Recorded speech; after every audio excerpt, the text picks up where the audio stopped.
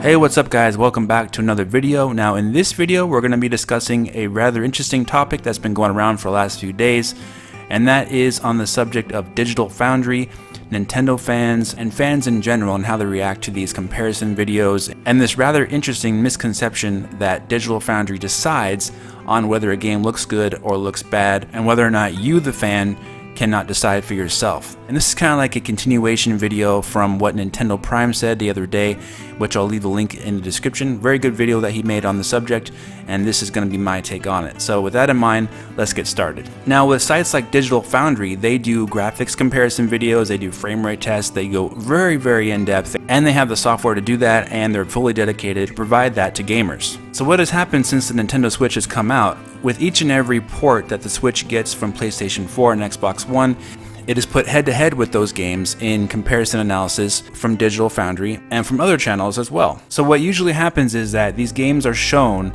before Digital Foundry shows their comparisons, and fans get excited and they say, oh man, the game looks great on the Switch, I can't believe it looks so good compared to the other versions, it looks basically the same. And then later on, Digital Foundry releases their comparison video and they point out all the flaws, or frame rate being worse, or the overall lower quality of the visuals. And then the fanboys start fighting in the comment sections and on Twitter about, oh, the game looks terrible and Digital Foundry said it looks bad, so it does look bad and I'm not gonna buy it, on and so forth. And a lot of these guys go out of their way to attack Nintendo fans for being interested in buying a game like that, say for example Doom or Wolfenstein 2, and vice versa. So you got a war of words saying, oh, you know, but it's portable, and yeah, it doesn't look as good, but I'm still gonna buy it anyway because I want it on the go. And then you have the other side of the fence saying, yeah, but the game looks terrible and it's not running the way it was meant to be. It's supposed to run at 60 frames per second, that's how it's intended. It only runs less than 30, and how can you want to play the game like that?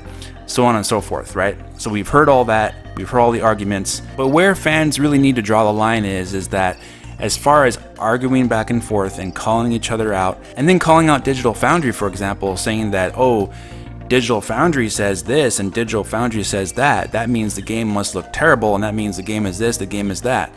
That is not what Digital Foundry does, right? So if you actually watch their comparison videos for the Nintendo Switch and the PlayStation 4, they are actually praising the Switch quite heavily, and they even though point out the flaws of these games in the Switch, they do point out that the Switch is quite a bit less powerful than PlayStation 4. And if you own the Nintendo Switch, if you've purchased it, you know very clearly, right?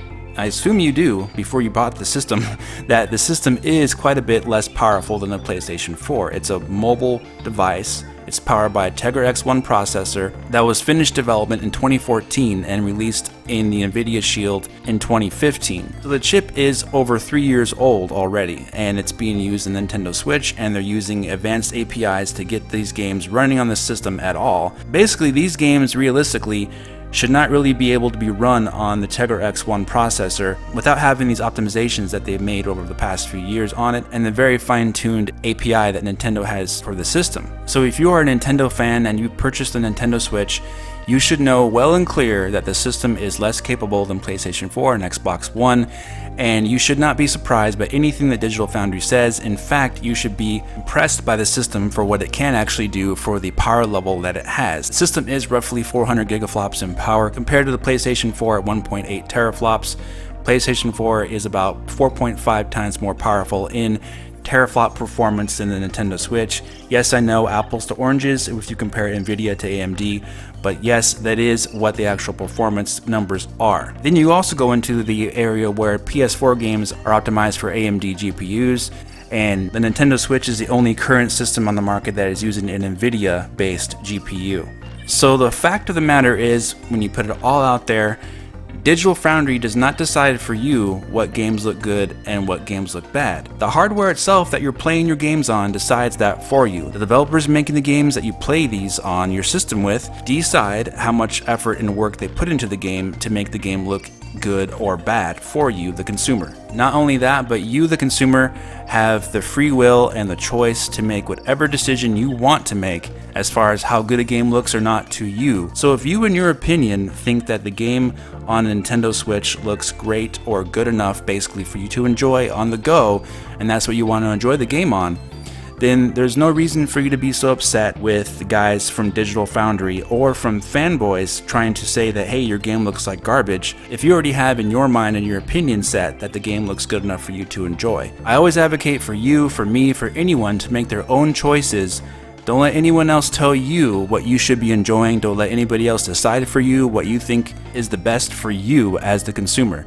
You have that choice 100% because you have spent the money on your device, and you can enjoy your console in whatever way you want. And all the Nintendo fans out there, you have the power to stop this and to stop all the bickering and fighting about these things yourself by simply ignoring the people that say this about whichever port you purchase on the Nintendo Switch that is being ported from the PlayStation 4, because we already know the system is less powerful than PlayStation 4, and if you don't know that, and if they don't know that, then there's something wrong there. Nobody in their right mind should be expecting for the Nintendo Switch to be able to be on par with the PlayStation 4 on these ports, especially when they were already designed in the first place, usually for the PlayStation 4 first because it's the market leader, and then ported to the Xbox One, and then a late port to the Nintendo Switch. Basically, everyone should know that you're not going to be getting exactly the same experience on the Nintendo Switch. However, for the technology the Switch is using, which is 3 years old, people have made it very clear that it is impressive to see these games like Doom and Wolfenstein 2 running on the Switch, even though they're lower frame rates and lower resolution.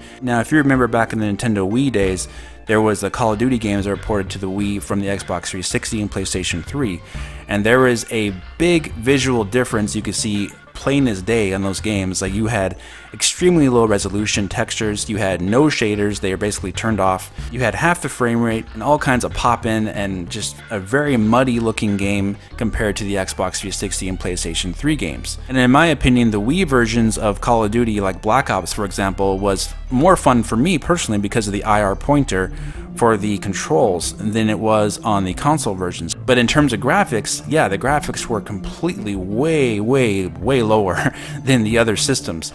Now for the Nintendo Switch versus PS4 and Xbox One, in these comparison videos that we've seen, you can tell that it still looks like Wolfenstein 2, you can tell it still looks like Doom. Yeah, it has lower quality visuals, but the shaders and relatively most of the lighting in the game are still intact even though it's running on those lower settings. So still looks like the game. So that does kind of make a big difference, making this look like a similar experience that you're getting on the go. It's a lot less drastic a change than back in the Wii days when the Wii simply wasn't capable of producing the type of shaders that were on the other systems. So the main thing to take away from this is that when you see these games reviewed for the Nintendo Switch, they are always going to point out that yes, the games look worse than PlayStation 4 and Xbox One because they have to. It's just a fact. They have to report these things. This is why you review games, why you do analysis of games. And channels like Digital Foundry, they have 500,000 subscribers. Doing these things is very popular and people do enjoy watching them, myself included. We all like to watch the details, we all like to spot them and see what changes that were made. It's all interesting stuff. But it all comes down to your choices, really. You have the power to not let these things affect you in a negative way. Just accept it for what it is and expect these things to be said, because that is just a fact on how the Nintendo Switch technology was designed and how the PlayStation 4 and Xbox One, those consoles weren't designed to be portable. The Switch was designed to be portable. There's going to be some visual sacrifices on the Switch. Whether or not those sacrifices are too much for you or whatever, that's up to you and the choice that you have as a consumer to make. Because there are such things as bad ports. So if the game is unplayable, has extremely bad frame rates, and is really just a poor experience on the Nintendo Switch, then yeah, that's up to you also to make your decision on whether or not you want to play a game that was handled so poorly by the developer. And don't worry about what people say about the game looking worse and running worse, because you should already know that when you buy something. You should already know exactly what you're getting into, what you're spending your money on. You should do your research yourself because you are the consumer and you are spending your money on that product. Alright guys, that's going to do it for this discussion. Let me know what you think in the comment section. Is Digital Foundry the end-all be-all for all these things for your decision to make on your purchase? Or do you just look at gameplay videos and impressions to make your decision based on that? So if you did enjoy this discussion, please hit the like button and subscribe for more. And I'll talk to you guys very soon in the next video. Have a great day.